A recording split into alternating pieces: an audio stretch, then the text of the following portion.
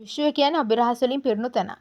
තට්ටු කරන්නාට දොර ඇරෙන බව දන්න මිනිහා ලෝකේ පහළ උදාපටන්ම සිදු කරේ විශ්වය තුළ සැඟවුණු අභිරහස් වලට අභිරහසක් ලෙසම සැඟවෙන්නට ඉඩ නොදී ඒවා නිරාවරණය කර ගැනීමට උත්සාහ කරන එක.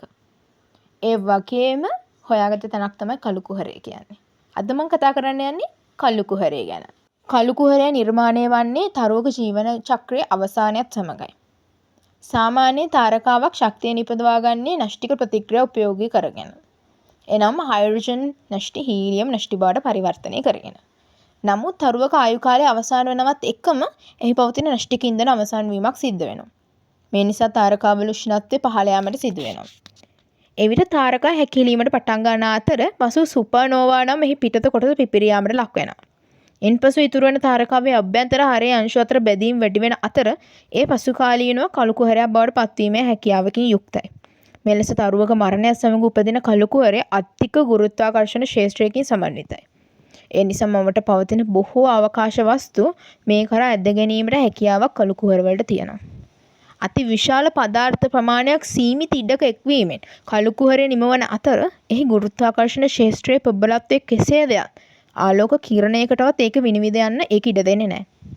එනම් ආලෝක කිරණත් අවශෝෂණය කර ගැනීමේ හැකියාව කළු කුහරයට තියෙනවා.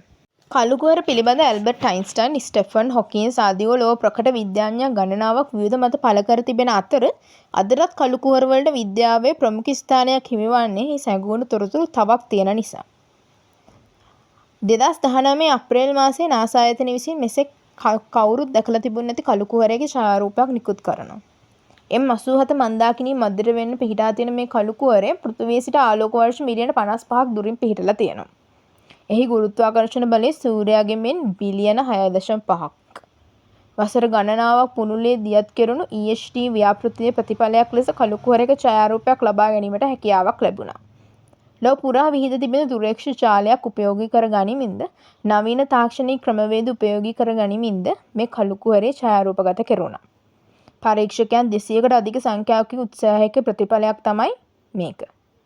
මේ නිසා ලැබූ යෝධ ජයග්‍රහණයක් ලෙස සැලකෙන මේ තරුවක මරණයෙන් උපදින කළු කුහරයේ සැඟවුණු අභිරහස තව දුරටත් නම් අභිරහසක් නෙමෙයි.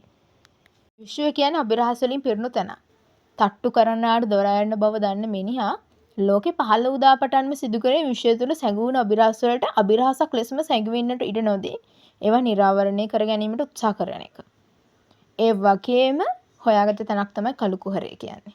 අද මම කතා කරන්න යන්නේ කළු කුහරය ගැන. කළු කුහරය නිර්මාණය වන්නේ තරුවක ජීවන චක්‍රයේ අවසානයත් සමගයි. සාමාන්‍ය තාරකාවක් ශක්තිය නිපදවා ගන්නේ න්‍යෂ්ටික